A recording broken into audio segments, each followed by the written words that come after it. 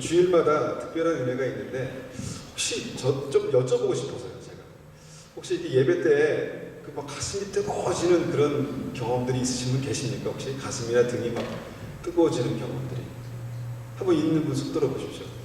네, 예, 그런 경험들이 있더라고요. 뭐 없어서는 없습니다. 근데 제가 이것이 하나님의 이제 또 한 가지 증거구나. 지금 안 덥잖아요. 근데 등하고 가슴이 너무 뜨거운 거예요. 그래가지고 이걸 벗어야 될까 말아야 될까 고민할 정도로. 이번 주에는 제가 기도하는데 이번 주에 제가 이제 잠깐 교회 와서 기도하는 시간들을 있었어요. 근데 그 시간에 제가 두 가지 놀라운 체험들이 있었습니다. 한 가지는 뭐냐면 이전에도 있었지만 제가 입술을 열어서 기도하니 할 때 이 머리로부터 부어지는 뜨거운 어떤 그때는 뜨거운 게 아니라 이제 찌릿찌릿한 여러 가지 찌릿찌릿한 그런 경험이 있으신 분 손 들어보세요. 예. 네, 기도하는데 이렇게 그런 찌릿찌릿한 것들이 위로부터 쭉 계속 부어지는 거예요. 그러니까 기도를 딱 멈추면 이제 그런 것이 없고 다시 기도하면 시작되고 그게 참 신기하다 그런 생각을 했습니다. 근데 그런 생각하면서 이것이 하나님께서 정말 이 우리의 성도들의 기도를 귀하게 여기신다는 증거구나. 이전에도 제가 기도했고 또 그런 기도가 있었지만 저에게 이런 것들이 이제 시작된 지가 불과 몇 년 안 되는 것 같아요. 그래서 기도할 때마다 주님께서 이러한 증거들, 표시들을 주시는구나. 또 한 가지는 여러분 극적인 절망을 한번 경험해 보셨습니까? 이 뜬금없이 무슨 절망에 대한 얘기가 이렇게 말씀하실 수도 있을 것 같은데 극적인 절망. 절망인데 그냥 굉장히 심한 절망. 아마 비슷한 것들을 경험해 보셨겠죠. 근데 지난주에 기도하는데 순간적으로 제 마음속에 그런 절망이 막 생기더라고요. 절망이 어떻게 표현할지 모르겠어요. 그냥 특별한 사건이 있었던 것도 아니고 그냥 그런 절망이 그냥 제 마음 가운데 막 느껴지는 그런 것들이 그런 게 있었습니다. 그러면서 제가 언급 없이 하다 보니까 지금 하여튼 그렇게 이제 기도하면서 제 마음 가운데 제가 그렇게 질문을 했습니다. 이 절망의 이유가 뭔가? 왜냐면 갑자기 그런 마음이 절망의 이유가 뭘까? 이렇게 제가 스스로 그냥 자문했습니다. 그때 제 마음속에 절망의 이유는 소망이 없기 때문이다라는 한 문장이 딱 떠올랐습니다. 절망의 이유는 소망이 없기 때문이다. 여러분 어떻게 생각하십니까? 굉장히 단순한 문장이지만 단순한 기도 가운데 제가 있었던 얘기지만 우리의 삶 속에 절망이 몰려올 때가 있습니다. 절망이 몰려올 때. 근데 그 절망이 몰려올 때 보면은 그 절망의 이유가 소망이 없기 때문에 그렇다라는 것을 제가 다시 한번 깨닫게 됐습니다. 그러면서 이제 기도 가운데 제가 느꼈던 것은 예수님이 정말 나의 소망이십니다라고 고백했고 주님께서 나의 소망이 되시지 않을 때는 이렇게 절망스러울 수가 있구나. 아무런 힘도 없는데 그냥 갑작스럽게 기도하다가 그럴 수 있구나라는 것을 제가 느꼈습니다. 제가 경험했습니다.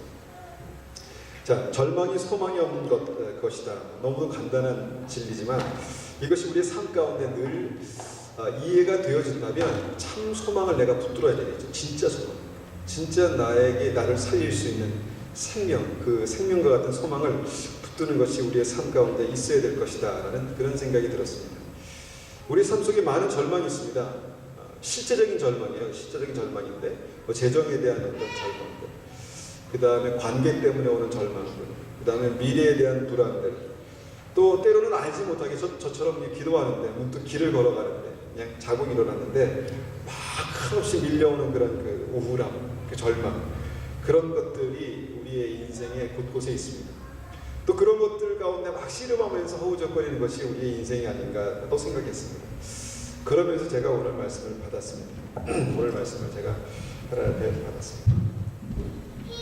오늘 말씀의 제목은 마지막 때를 사는 성도의 자세입니다. 마지막 때를 사는 성도의 자세.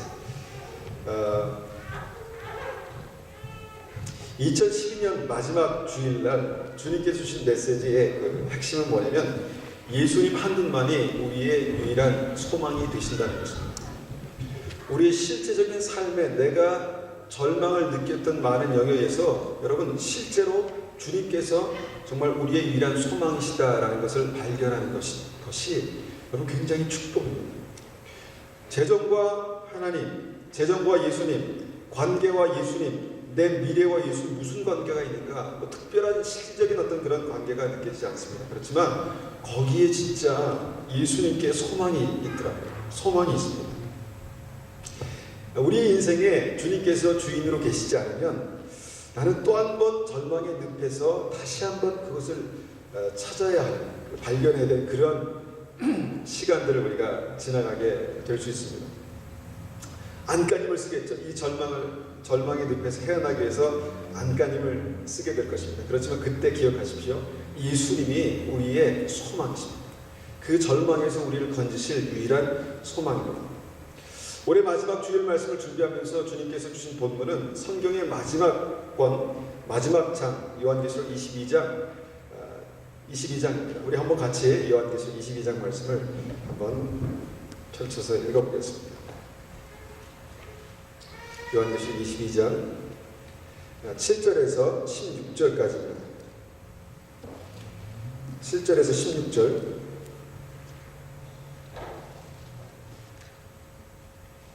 제가 7절에서 16절까지 하는 말씀을 천천히 순서적으로 읽어보겠습니다. 보아라, 내가 속히 가겠다. 이 책에 기록된 예언의 말씀을 지키는 자들에게는 복이 있을 것이다. 나 요한은 이 모든 것을 보고 들었습니다. 내가 이 모든 것을 보고 들은 후에 이것을 보여준 천사의 발 앞에 엎드려 경배하려고 하자 천사는 내게 이렇게 말하였습니다. 내게 절하지 마라. 나 역시 너와 내 형제인 예언자들과 이 책에 기록된 말씀을 지키는 자들과 똑같은 하나님의 종일 뿐이다. 그러니 하나님만을 경배하여라. 그리고 천사는 내게 지시하였습니다. 이 책에 기록된 예언의 말씀을 비밀로 하지 마라. 이 모든 일이 일어날 때가 멀지 않았다. 악한 일을 행하는 자는 계속 악한 일을 하도록 내버려 두고 더러운 자는 더러운 그대로 놔두어라. 의로운 사람은 계속 의롭게 살도록 하며 거룩한 사람들은 계속 거룩하도록 하여라. 보아라, 내가 속히 가겠다. 내가 상을 가지고 가서 너희가 행한 대로 갚아주며 상을 베풀 것이다. 나는 알파와 오메가며 처음과 마지막이요 시작과 끝이다. 자기 옷을 빠는 자는 복이 있는 자들이다. 그들은 생명나무의 열매를 먹을 것이며 성문을 통해 성으로 들어가게 될 것이다. 악하고 마술을 행하며 음란하고 살인하고 우상을 숭배하며 거짓말을 즐겨하던 자들은 성 밖에서 성 안으로 들어오지 못할 것이다. 나 예수는 온 교회에 이 모든 것을 증언하기 위해 천사를 보냈다. 나는 다윗의 뿌리이자 자손이며 빛나는 새벽별이다. 아멘. 요한계시록 말씀은요, 그 어떤 면에서는 성경의 결론과 같은 그런 책입니다. 우리의 소망이신 예수님께서 마지막 때에 어떻게 행하시고 말씀하시는지, 어떻게 결론을 내시는지를 볼 수 있는 그 책입니다. 그 중에서 제일 마지막 권이 22장을 보니까 예수님께서 그렇게 말씀하십니다. 7절에 보아라, 내가 속히 가겠다, 이렇게 말씀하십니다. 보아라, 내가 속히 가겠다. 여러분, 이것이 성경의 결론입니다. 내가 속히 가겠다. 다시 오실 주님을 아는 것, 다시 오실 주님을 아는 것, 그분을 소망 가운데 기다리는 그 성도가 되는 것, 이것이 이 요한계시록 그 성경의 가장 중요한 결론입니다.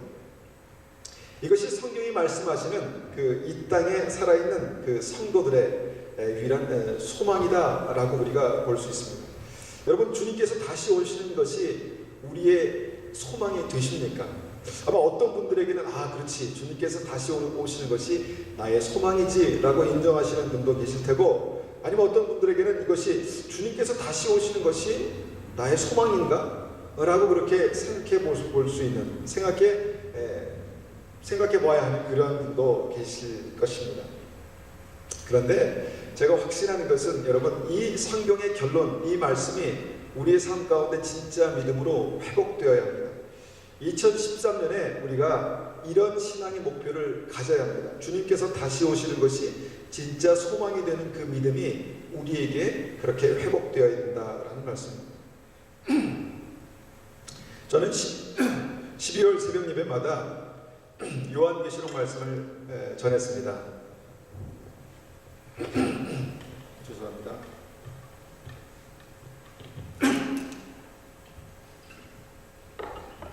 12월 새벽마다 그 요한계시록 말씀을 전하면서 제 마음속에 지워지지 않는 몇 구절이 있습니다. 근데 그 중에서 요한계시록 1장 1절 말씀은 제 마음 가운데 깊이 이렇게 좀 각인되는 그런 말씀이었습니다. 그 1장 1절 말씀이 이것입니다. 이것은 예수 그리스도의 계시입니다. 하나님께서 앞으로 일어날 일들을 자기 종들에게 보이시려고 예수 그리스도께서 이 계시를 주셨습니다. 이것이 요한계시록 말씀을 시작하는 첫 번째 그 말씀입니다. 근데 여기서 보니까 앞으로 일어날 일들을 자기 종들에게 보이시려고 라고, 이 말씀이 그냥 어떤 묵상을 위해서 주신 말씀이 아니라 앞으로 일어날 일들을 종들에게 보이시기 위한 그런 목적으로 주신 말씀이다라는 것이 제 마음속에 확 새겨지더라고요. 확 새겨졌습니다. 그래서 그렇지, 요한계시록 말씀은 앞으로 분명히 우리의 삶 가운데 일어날 일들이구나 라는 것입니다.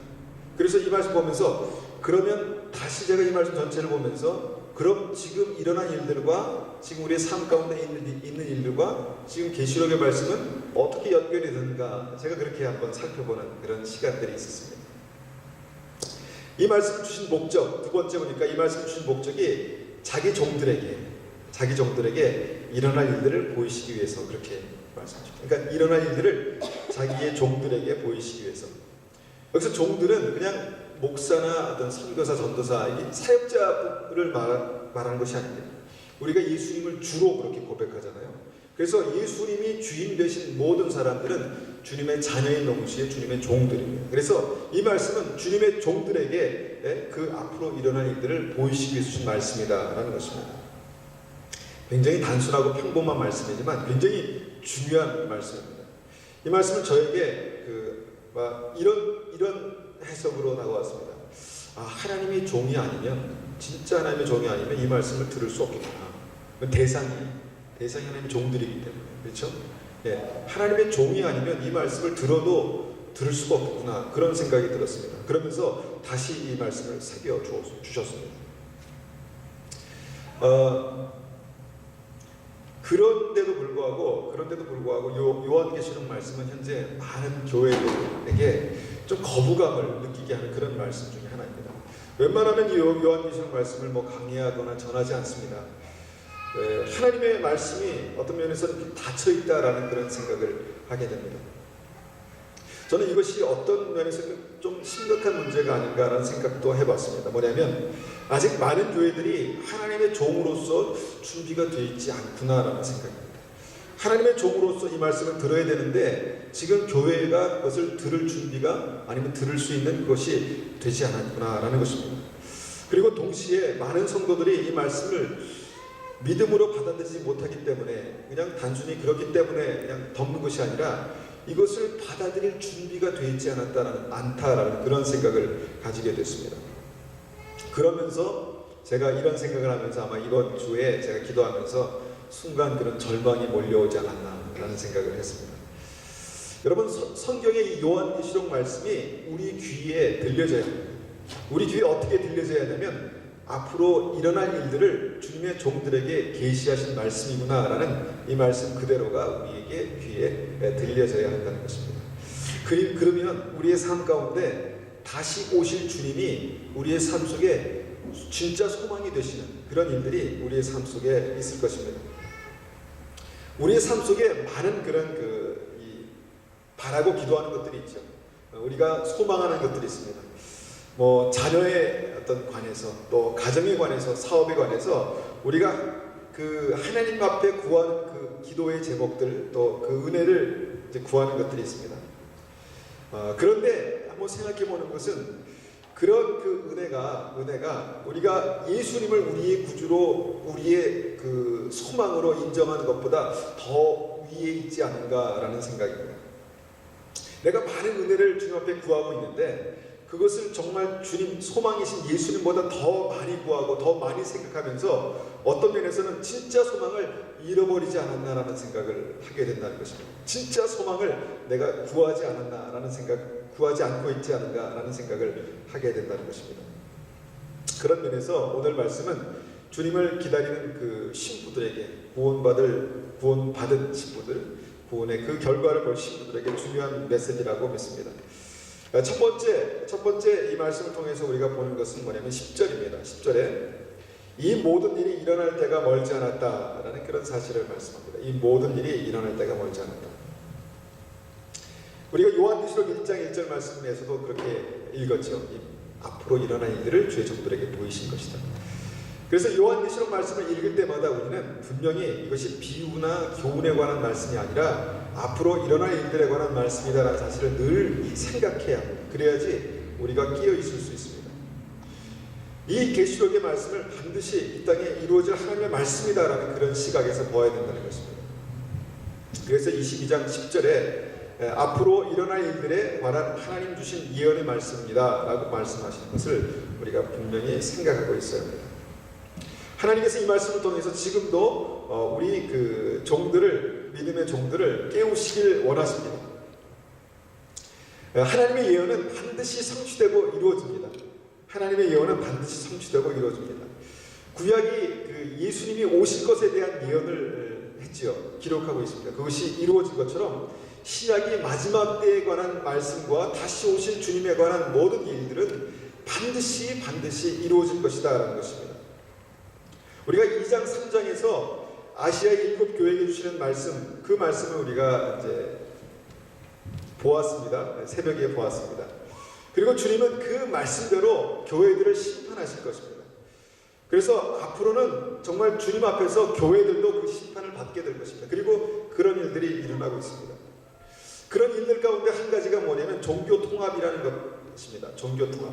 여러분 혹시나 생소한 분들도 계시겠지만 지금 어떤 일이 일어나냐면 종교 통합이라는 이름 안에서 화합이라는 이름 안에서 기독교, 불교, 천주교 모든 종교가 한 자리에 모이고 있습니다. 어떻게 보면 굉장히 좋은 것 같지만 교회들에게 있어서는 이것이 믿음의 입장에서 보면 이것이 어떤 진짜 믿음을 버리는 배교의 어떤 일이다라고 심각하게 볼 수도 있습니다. 근데 만약에 이것이 실제라면 주님은 계시록의 2장 3장에서 교회들에게 경고하신 대로 내가 촛대를 옮겨버리겠다. 내가 교회를 인정하지 않겠다는 일들이 실제로 일어나게 될 것이라는 것입니다. 왜냐하면 그런 일들이 실제로 일어나고 있습니다. 스님들이 강단에서 예배 시간에 말씀을 선포하고 있습니다. 그리고 모든 사람들이 듣고 있습니다. 어떤 면에서 굉장히 좋아 보이지만 진리가 아닌 것을 우리가 진리로 인정하면서 듣게 된다는 것입니다. 거룩한 곳에 하나님께서 말씀하신 거룩한 것이 선 것이 아니라 다른 것이 선다는 것입니다. 그 주제는 뭐냐면 평화입니다. 평화. 근데 이것은 거짓 평화입니다. 지옥 가는데 무슨 평화가 있겠습니까? 지옥 가는 사람들에게 평화가 있겠습니까? 거짓 평화입니다. 그런데 지금 그런 일들이 한국 교계 안에, 세계 교계 안에서 실제로 일어나고 있다는 것입니다. 이게 한 가지입니다. 또 저는 계시록 6장의 사건이 지금 일어나고 있다라고 저는 믿습니다. 6장의 사건이 일어나고 있는데 주님께서 이제 그 인을 하나씩 뗄 때마다 어떤 사건들이 일어나고 있는데 계시록 6장에서는 그 말 탄 자들이 각양 색깔의 말을 탄 자들이 나오는 그런 모습을 보게 됩니다. 첫 번째 흰 말을 탄 자가 나오는데 그것은 이때 주님께서 마지막 때에 추수하는 일들을 시작하신다는 것을 나타낸 것입니다. 2007년부터요. 제가 알기로는 2007년부터 그 전후로 해서 전 세계에 놀라운 부흥의 소식이 있었습니다. 한 나라에 한 민족이 막 주님께로 돌아오고 엄청난 부흥, 옛날에 평양이나 아주사나 이 웨일즈에 있었던 그런 부흥들이 아프리카나 남미에서 시작됐습니다. 그런 일들이 있었습니다. 그런 일들이 지금 굉장히 세계 곳곳에서 일어나고 있습니다. 여러분, 이스라엘에 놀라운 속도로 복음이 전해지고 있습니다. 이스라엘은요, 복음을 받아들일 수 없는 민족입니다. 아이러니하게도 여러분, 하나님을 아는 그 사람들이지만, 하나님을 인정하는 사람들이지만 예수님을 구주로 영접하는 것을 정말 그것이 힘든 민족이 이스라엘 사람들입니다. 왜냐하면 그 예수를 구주로 인정하는 사람들에 의해서 굉장히 학살을 합니다. 그래서 마치 한국 사람이 어르신들이 우리 일본 사람들을 미워하는 것처럼 그런 아주 증오가 그들의 마음 가운데 있기 때문에 예수님을 주로 인정하는 것이 힘든데, 제가 뉴스에서 지난주 뉴스에서 보니까 한 15만 2천 명 정도의 그런 믿는 사람들이 그 이스라엘에 있다라는 그런 뉴스를 보았습니다. 그리고 6장 4절 5절 보니까 또 평화를 없애고 서로 헐뜯고 죽이는 권세를 받은 붉은 말을 탄 자와 흉년과 기근을 가져올 검은 말을 탄 자가 보내졌다, 그렇게 말씀합니다. 이 일도 실제로 저는 있다고 믿습니다. 여러분, 심상치 않은 그 세계 정치의 변화들 여러분들 느끼실 것입니다. 이해하기 힘든 여러분, 국가 부도라는 단어를 접한 지가 얼마 안 됐습니다. 국가가 부도가 나다니 그게 무슨 말인가? 여러분, 그것을 접한 지가 한 1, 2년 상간이라고 생각합니다. 한 도시가 부도가 난다? 여러분, 그것을 어떻게 생각해요? 도시에 돈이 없어서 월급 줄 게 없다는 것입니다. 그것을 어떻게 이해를 할 수 있을까? 여러분, 미국이 그렇게 정말 세계 강대국, 정말 부의 상징인 미국이 그렇게 재정적인 위기에 부딪힐 수 있을까? 여러분, 조금만 뉴스를 검색해 보면 미국이 지금 어떤 상태에 있는지 볼 수 있습니다. 여러분, 일본의 돈이 국고가 바닥난 것들도 여러분 가끔 신문을 통해서 보게 됩니다. 여러분, 또 이 유럽이 이제 잘 살아보려고 이제 유럽 전 나라들이 단결해서 유럽 연합을 만들었습니다. 근데 그 유럽이 지금 그 국가부도의 핵심적인 사건들이 그 유럽에서 나타나고 있습니다. 석유 자원으로 세상을 좌지우지했던 돈 많은 중동이 지금 다른 정치적인 문제로 막 흔들리고 있다는 것입니다. 그래서 점점 어려워지고 있는 어떤 이런 사실들을 보게 됩니다. 이것이 예산 일이 아닙니다. 계시록 6장 말씀이 어떻게 보면 실제로 지금 정치 경제적인 면에서 일어나고 있다는 것입니다. 단순히 돈이 없어서 굶어 죽는 게 아니라 이런 세계 정치의 변화 때문에 사람들이 점점 더 그렇게 가난해지고 있다는 것입니다.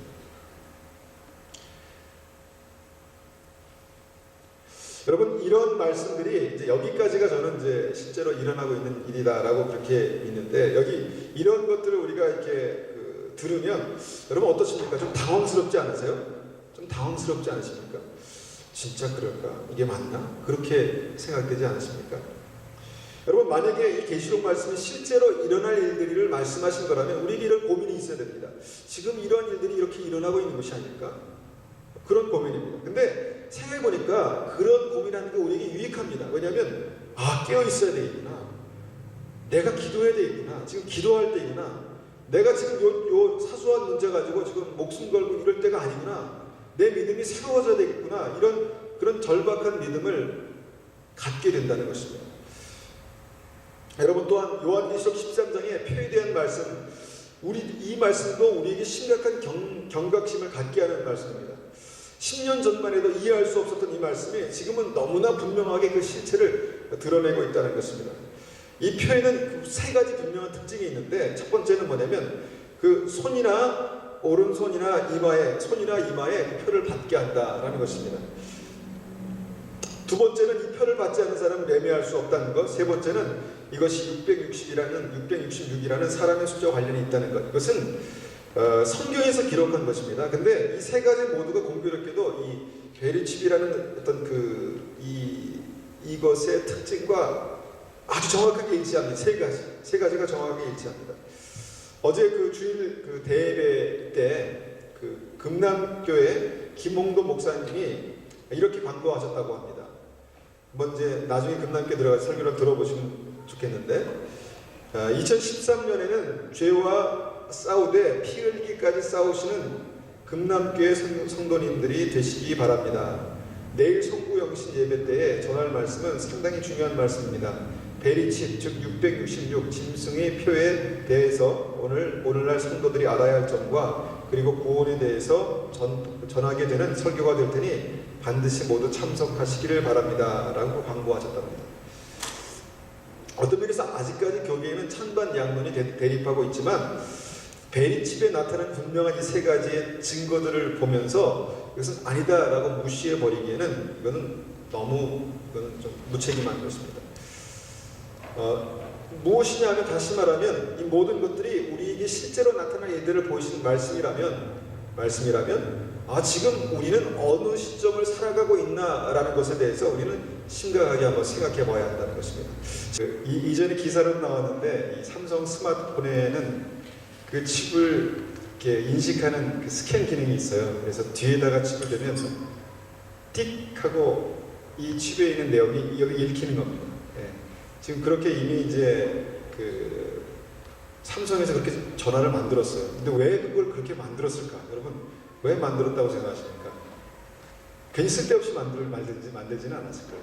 실제로 그것을 이제 삼성에서는 뭘 어떻게 하려고 하냐면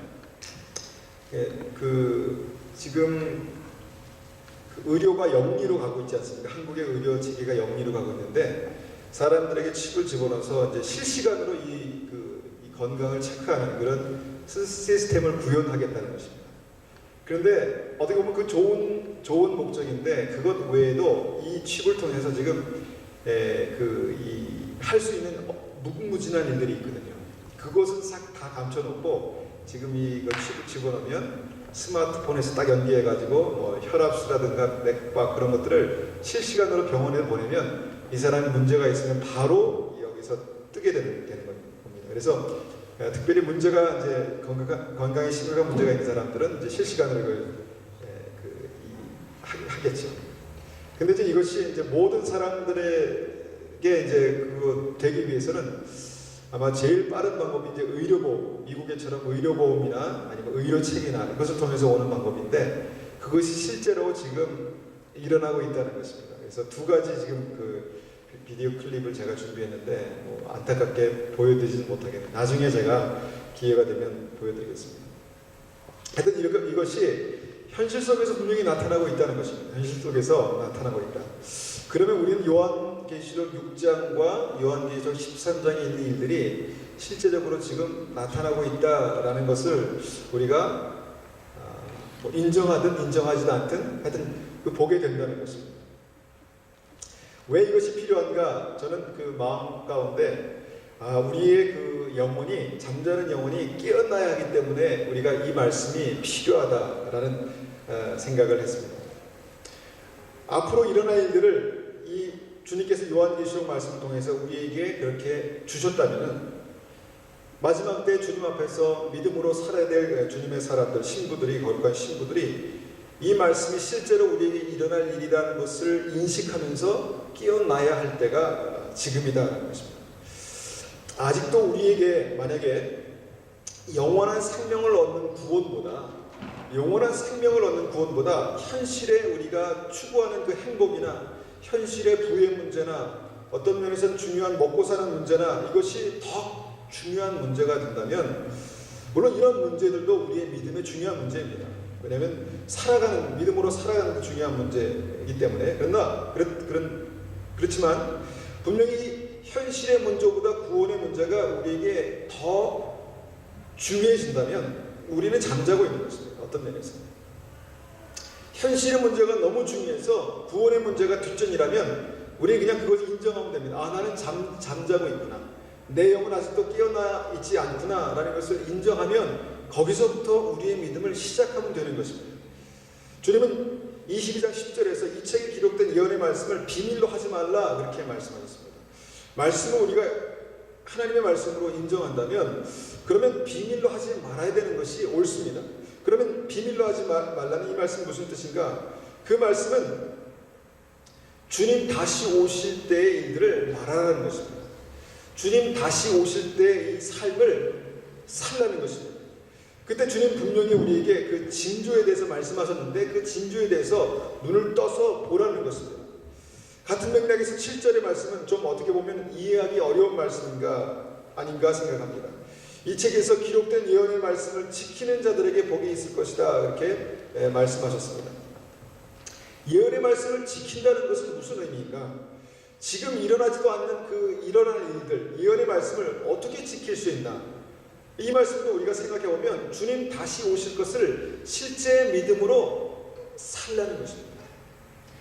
지키라는 것은 살라는 것이죠. 주님 다시 오실 그 믿음을 실제로 살라는 것입니다.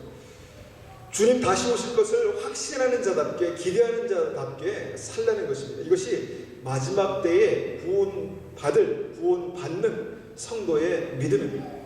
만약에 이것이 그냥 아직도 나와 상관없는 먼 얘기처럼 느껴진다면 우리는 그것을 인정하고 내가 끼어나야 되겠구나, 내 믿음이 끼어나야 되겠구나 라는 것을 우리가 이해하면 되는 것입니다. 여러분, 사단도 자기의 때를 아는 자입니다. 사단이 지금 지금 이런 일들을 계획하고 있냐면, 철저하게 준비하고 있냐면, 여러분, 이것을 통해서 수많은 사람들이 믿음에서 떨어져 나갈 것입니다. 배교하게 될 것이다. 스스로 내가 믿음을 버리게 되는 일들이 일어나게 될 것이다 라는 것입니다. 여러분, 모든 그런 그 문명은 정말 우리가 상상할 수 없는 속도로 발전하고 있습니다. 저번 주에 제가 말씀드렸지만 어떤 그 생화학 분야에서도 복제하는 일들, 1996년에 시작돼서 양이 복제되고 복제하는 일들, 그 다음에 2008년, 2006년 그때 정말 이 체세포를 통해서, 몸에 있는 세포를 통해서 또 다른 생명체를 만드는 그런 단계까지 지금 급속하게 발달되고 있습니다. 여러분, 어떤 사람이 나의 위치를 파악하려고 치면 여러분 금방 파악할 수 있습니다. 핸드폰만 들고 다니면 그 사람이 어디 있는지 여러분 금방 알 수 있습니다. 그리고 여러분, 지금 한국의 그 전자상거래가 엄청난 속도로 발전하고 있습니다. 핸드폰 가지고 있으면, 거기에 있는 그 칩만 가지고 있으면 여러분 스타벅스나 그런 데서 이렇게 결제할 수 있는 거 아시죠? 여러분, 그렇게 급속도로 발전하고 있습니다. 우리가 모르는 사이에, 우리가 인식하지 못하는 사이에, 그리고 그것을 몸속에 집어넣겠다는 것입니다. 그런데 그 몸속에 들어온 그것은 단순히 팔고 사고의 문제만 관련하는 것이 아니라 우리를 통제하게 될 것입니다. 우리의 생각과 우리의 마음과 우리의 움직임을 통제하게 될 것이라는 것입니다. 법과 공권력으로. 여러분, 그런 일들이 지금 일어나고 있습니다. 여러분, 컴퓨터를 조금만 우리가 좀 뉴스나 기사들을 보면은 UFO에 대한 많은 그런 기사들이 있습니다. 여러분, 그냥 그거는 그냥 어떤 재미삼아 사람들이 더 다뤄지는 그런 문제가 아니에요. 실제로 내가 UFO를 봤다라고 사진을 찍어가지고 올리고, 처음에는 한두 번 사람들이 에이 그런 게 어딨어 라고 하다가 이제 많은 사람들은 내가 진짜 봤는데, 움직이는 거 봤는데, 이렇게 되면서 꽤 되는 사람들이, 상당수의 사람들이 그것을 믿게 되는 그런 일들이 지금 현재 일어나고 있습니다. 아이들이 그것을 믿습니다. 왜 이것이 필요할까 생각해 보니까, 마지막 때 일어날 일들이 실제라면 이것이 실제로 일어날 일이고, 마지막 때 하나님께서 신부들을 들어 올리실 공중 재림이 실제라면, 휴거가 실제라면 이것은 필요합니다. 왜냐하면 그런 일이 딱 일어났을 때 사람들은 성경에 있는 일이 진짜구나 라고 인식할 텐데, 그때 뉴스는 바로 우주인이 나타났다고 말할 것입니다. 우주인이 나타났다. 외계에서 우주인이 와서 우리를 공격하고 있다. 그래서 이 사람들이 없어진 것이다. 사람들은 그렇게 다 믿게 될 것입니다. 모든 준비가 다 그렇게 되어 있습니다. 제가 너무 심하게 억측하지 않나, 그럴 수도 있습니다. 그렇지만 지금 우리에게 그런 일들이 주변에서 일어나고 있다는 것입니다. 사단은 번영이라는 것을 통해서 지금 지옥 가는 길을 아주 쉽게 포장하고 있습니다. 개인의, 가정의, 나라의 그 번영, 얼마나 좋습니까? 잘 사는 거 얼마나 좋습니까? 근데 그 잘 사는 번영을 통해서 지금 지옥으로 가는 길을 너무 아름답게 포장해 놓고 있다는 것입니다. 사람들이 추구하는 것들을 보십시오. 우리 아이들이 추구하는 것을 보십시오. 그것이 진리이고 생명이고 정말 예수 그리스도면 참 좋겠지만 그렇지 않은 것이 너무나 많습니다. 사람들이 찾아가는 그 번영, 행복으로 달려가다 보면 여러분, 그곳에서 천국의 문을 찾을 수 있을까? 여러분, 그렇게 생각하십니까? 어떻게 생각하십니까? 어렵습니다. 천국의 문은 그곳에 있지 않습니다. 그래서 어떤 면에서 천국의 문이 더 좁은 문이 되고 점점 좁아져 가고 있지 않는가, 그런 생각을 합니다. 하나님께서 분명히 재물과 하나님을 겸하여 섬길 수 없다고 말씀하셨습니다. 이것은 성경의 진리이고 중요한 현실입니다. 그러나 지금 사람들에게 재물은 생명입니다. 재물은 생명입니다. 여러분, 생명과 쉽게 바꿀 수 있는 것이 무엇이 있겠습니까? 재물은 생명입니다. 그러면서 이 생명과 쉽게 바꿀 수 없는 재물을 쉽게 포기할 수 없는 것입니다. 하나님과 재물을 겸하여 섬길 수 없는데 차라리 하나님을 버리고 재물을 선택하는 것. 그리스도인들에게 그것이 가능할까 생각할 수 있겠지만, 여러분, 많은 그리스도인들이 재물을 추구하면서 그 재물을 추구하기 위해서 하나님의 도움을 구하고 있습니다. 하나님이 먼저가 아니라 재물을 추구하기 위해서 하나님의 도움이 필요합니다. 좀 심하게 말하면 하나님을 이용하고 싶습니다. 주님, 나를 도와주세요. 제가 이것을 해야 되는데 주님 이것을 도와주십시오. 그렇게 기도하고 있습니다. 그런데 하나님께서는요, 이 마지막 때의 믿음에 대해서 또 굉장히 중요한 것을 한 가지 말씀하시는데, 그것은 뭐냐면 이 모든 것에 대한 판단을 나에게 맡기셨다는 것입니다. 이 모든 것에 대한 판단을 나에게 맡기셨습니다. 여러분, 태초에 아담과 하와에게 하나님께서 선악과를 주시면서 그 믿음을 결정하게 하셨습니다. 진짜 하나님을 끝까지 믿을 것인가 아닐 것인가를 스스로 결정하게 하셨습니다. 그리고 지금 또한 하나님께서는 분명한 이 예언의 말씀을 주시면서 그 말씀의 끝에서 그 믿음을 선택하는 것은 결국 우리다라고 그렇게 말씀하고 있습니다. 11절입니다. 마지막 때 사람들은 분명하게 두 부류로 갈라지게 될 것에 대해서 예언하시는데, 하나님의 분명한 말씀대로 그렇게 될 것입니다. 첫 번째 부류는 어떤 사람이냐면 악을 행하는 자와 더러운 자입니다. 그들은 그것을 선택했고 삶 속에서 더 분명하게 그 일들이 나타날 것입니다. 그 일들을 추구할 것입니다. 악한 사람들은 더 악한 것들을 보게 될 것입니다. 이것이 지금 우리가 세상이 추구하는 번영에 아름답게 감싸 있습니다. 여러분, 이 돈이면 모든 것에 대한 이유가 타당한 이유가 생깁니다. 이것이 세상의 문화이고 세상의 번영입니다. 두 번째 부류는 의로운 사람과 거룩한 사람들입니다. 이들은 점점 더 분명하게 의로운 삶을 추구하게 될 것입니다. 지금도 괜찮은데 예수님을 점점 닮아가려는 그런 몸부림 안에 살게 될 것입니다. 이런 일들이 점점 더 나타나게 될 것이다 라는 것입니다. 이것이 성경의 22장 22장 11절에 나타난 마지막 때의 특이한 현상입니다. 이것은 우리가 다시 말하면 분명히 주님께서는 마지막 때 타작마당에 서셔서 알곡과 쭉종이를 가르치겠다 말씀하셨습니다. 그런 일들이 일어날 것입니다. 우리가 어떻게 그렇게 갈라지게 될 건가 이렇게 생각하겠지만, 지금 문화 속에서 나를 끌고 가는 것이 무엇인가를 우리가 분명히 인식하면 그렇게 어떻게 갈라지게 될 것인가에 대해서 이해할 수 있습니다. 마태복음 25장에서 양과 염소를 가르치는 주님의 심판의 역사에 대해서 말씀하십니다. 주님 너무하시지 않나? 어떻게 이렇게 양과 염소를 그렇게 가르치나?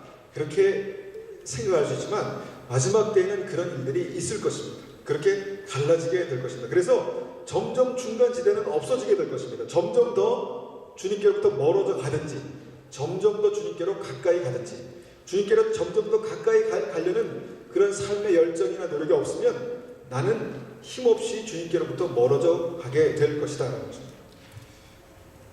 여러분, 그것이 어디서부터 시작하냐면 지금 내 앞에 놓여있는 그 한 가지 사건 때문에 시작됩니다. 지금 내 앞에 놓여진 한 가지 일, 내가 이것을 어떻게 결정하느냐, 내가 이것을 왜 이렇게 결정하느냐, 왜 그렇게 결정하게 됐느냐를 생각해보면 그 한 가지 일을 통해서 나는 지금 내 삶 속에서 그것을 내 삶을 결정해 나가고 있다는 것입니다. 거룩한 사람은 더 온전한 거룩함을 이루게 될 것이고, 악을 행하는 사람은 더 깊은 악으로 빠져들게 될 것입니다. 그 갈림길이 지금 내가 고민하는 이 결정 하나에 있다는 것입니다. 그냥 쉽게 당연히 이렇게 살아야지, 이렇게 결정해야지, 이게 중요한데 이렇게 생각했던 사람들은 잘못하면 큰 낭패를 볼 수 있습니다. 주님께서 이것을 통해서 내게 무엇을 원하십니까? 라고 고민할 수 있는 사람들은 하나님 앞에 옳은 결정을 하게 될 것입니다. 이런 일들이 우리의 삶 가운데 일어나고 있습니다. 주님은 12절에 단호하게 말씀하십니다. 보아라, 내가 속히 가겠다. 여러분, 이것이 실제 상황입니다. 주님께서 속히 오시겠다고 말씀하셨습니다. 여러분, 이것을 믿음으로 받으십시오. 주님께서 속히 오실 것입니다. 오늘 하루의 삶을 통해서, 오늘 하루의 나의 삶의 그 선택을 통해서 주님 앞에 나아가는 자들은 이 말씀이 소망이 될 것입니다. 주님 앞에 나아가는 사람들에게 이 말씀이 소망이 될 것입니다. 그렇지만 주님 앞에 나아가지 못하는 않는 사람들에게는 이 말씀은 절망이 될 것입니다. 주님 속히 오신다? 어휴, 그런 일은 없을 거야 라는 생각, 그런 생각을 하게 될 것입니다. 여러분, 오늘 하루의 나의 선택을 주님께 맡기시기 바랍니다. 나를 위해서, 나의 행복을 위해서, 나의 즐거움을 위해서, 나만을 위해서 하루를 달려가는 것에 대해서 여러분 다시 한번 빨간 불을 켜시기 바랍니다. 주님께서 오시는 일들은 지금 현재 일어나고 있습니다. 그리고 그 소식들은 우리에게 지금 우리 주위에 지금 너무 많이 널려 있습니다. 증거들이 널려 있습니다. 여러분, 이 소식들이 정말 가슴이 철렁 내려앉는 그런 소식이 되지 않기 위해서는 우리가 날마다 주님 앞에서 오늘 하루를 어떻게 결정하며 살아야 될 것인가에 대해서 여러분 고민해야 합니다. 그런 의미에서 오늘 메시지는 우리에게 굉장히 중요하다는 것입니다. 오늘 하루를 내가 어떻게 살 것인가를 신중하게 결정하십시오. 믿음 안에서. 여러분, 이것은 믿음을 떠나서도 굉장히 유익한 것입니다. 그냥 아무렇게나 오늘도 그냥 하루가 시작됐구나 라고 살아가는 것이 아니라 오늘 하루의 삶을 주님 앞에서 신중하게 결정하며 사는 것입니다. 주님은 분명히 12절에서 너희가 행한 대로 갚아주며 상을 베풀 것이다 라는 말씀하셨습니다. 어떻게 보면 굉장히 좀 차가운 말씀입니다. 너희가 행한 대로 갚아주며 상을 베풀 것이다. 주님께서는 이미 구원에 관해서 모든 것을 다 주셨습니다. 다 하셨습니다. 믿는 자가 구원받는 놀라운 역사를 주님께서 이루어 주셨습니다. 그래서 그 믿음으로 우리가 구원받았습니다. 예수님을 영접함으로 구원받았습니다. 그리고 그 믿음은 반드시 구원받은 사람들의 삶 속에 나타나게 될 것입니다. 그것이 행함이 없는 믿음은 죽은 믿음이다 라는 말씀입니다. 믿음이 있기 때문에 내가 오늘 이렇게 결정하고 믿음을 있기 때문에 내가 오늘 이렇게 살아야지 라는 그런 생각을 갖게 될 것이다 라는 것입니다. 여러분, 믿음으로 결단하고 살 수 없는 믿음, 믿음으로 결단하고 살 수 없는 믿음, 그 믿음이 무엇일까요? 믿음으로 결단하고 살 수 없는 믿음, 그냥 세상이 끌고 가는 믿음, 그 믿음이 무엇일까요? 그것은 살아있는 믿음이 아닙니다. 죽은 믿음입니다. 구원받는 산 믿음은 아무렇게나 살지 않습니다. 오늘 하루를 주님 앞에서 기도하고 결정하는 그 믿음을 살게 됩니다. 주님은 알파와 오메가라고 말씀하셨습니다. 처음과 나중이시다라고 말씀하셨습니다. 내가 믿음으로 구원받았습니다. 처음에 시작을 잘 시작했습니다. 근데 나중도 똑같이 중요합니다. 오늘 하루의 삶 속에서 내가 어디로 갈 것인가, 나의 끝이 어떻게 결정될 것인가에 대한 그 믿음도 우리에게 굉장히 중요하다는 것입니다. 그래서 여러분, 두렵고 떨림으로 너희 구원을 이루어가라 라고 말씀하신 것입니다. 여러분, 이것이 우리의 믿음이 되어야 합니다. 계시록의 시대를 살고 있는 성도 여러분, 하나님의 종들에게 주시는 이언의 말씀에 귀를 기울이시기 바랍니다. 사실 이 말씀은 구원받고 구별된 주님의 백성들, 종들에게 주시는 말씀입니다. 구원에 대해서 상관없는 사람들이라면 아마 이 말씀은 단번에 무시하고 끝날 것입니다. 그렇지만 우리에게는 구원이 너무도 중요하기 때문에 이 말씀이 우리에게 중요한 것입니다. 여러분, 사단이 퍼뜨린 이 시한부 종말론이라는 독보셋에 유념하시기 바랍니다. 여러분, 사단은 주님 오시기 전에 정말 믿는 사람들이 그 믿음을 지키기 어려운 것들을 이미 퍼뜨려 놨습니다. 공중권세 잡은 자가 그것을 퍼뜨려 놨습니다.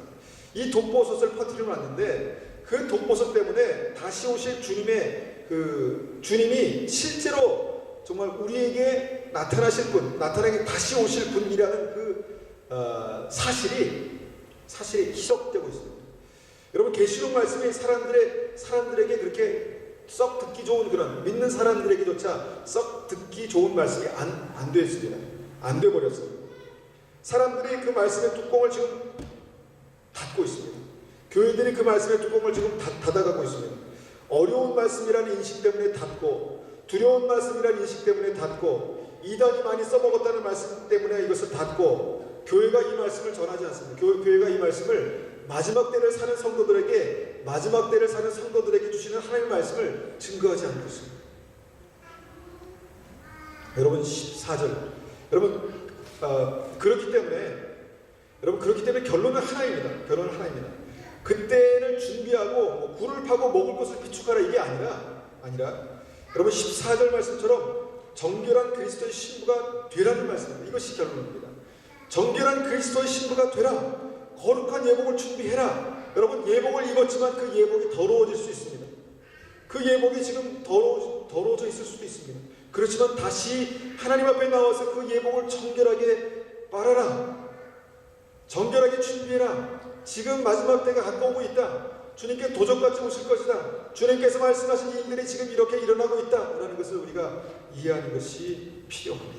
그럼 거룩하고 주님을 닮는 사람들은 더 거룩해지고 주님을 닮게 될 것이고, 세상을 추구하며 그 죄를 따라가는 사람들은 더 깊은 죄 가운데 들어가게 될 것입니다. 이게 마지막 때 일어나는 일들입니다.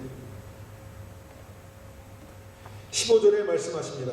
악하고 마술을 행하고 음란하고 살인하고 우상을 숭배하며 거짓말을 즐겨하는 자들은 성 안으로 들어오지 못할 것이다. 이것이 주님의 마지막 결론이십니다. 여러분, 우리의 삶의 믿음은 정말 우리가 도저히 있을 수 없는, 죄인이 구원받는, 죄인이 하나님의 자녀가 되는 놀라운 일들을 하셨습니다.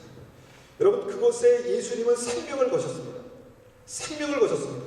여러분, 우리가 구원받기 위해서, 여러분, 내가 예수 그리스도와 함께 십자가에 죽고 예수 그리스도와 함께 다시 사는 일은 구원의 실제적인 사건입니다. 우리에게도 지금 이 시대에는 믿음을 지키기 위해서 그만한 결단이 필요한 때입니다. 우리의 믿음은 그냥 가만히 주일 예배 드린다고 해서 믿음이 지켜지지 않습니다. 여러분, 세상이 얼마나 집요하게 믿음의 사람들을 그 믿음에서 떨어뜨리려고 하는 줄 아십니까? 여러분, 잠깐만 그냥 쉬고 있으면, 잠깐만 눈 감고 있으면 저만치 떠내려가는 것이 우리의 현실입니다. 여러분, 이때에 우리가 이 말씀 분명히 기억하셔야 합니다. 지금 우리의 삶 속에서 이런 일들이 지금 일어나고 있습니다.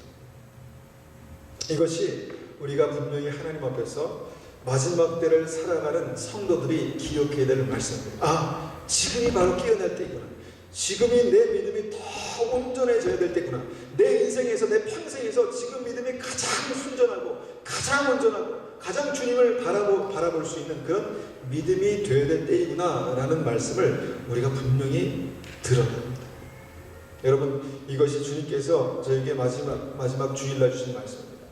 우리가 주님 앞에 우리가 이 말씀을 가지고 그렇게 기도하기 원합니다. 하나님, 지금 현재 나의 위치, 나의 삶의 위치를 주님 분명히 보게 하시고, 주님, 이곳에서 정말 나의 참 소망이 되신 주님을 내가 붙들게 해주십시오. 그래서 주님께서 실제로 나의 모든 절망의 영역에서 나를 구원하실 분이신 것을 내가 경험하고 주님 앞에서 온전히 살아나는 그런 은혜가 있을 수 있도록 주님 도와주십시오. 그렇게 한번 같이 기도하겠습니다.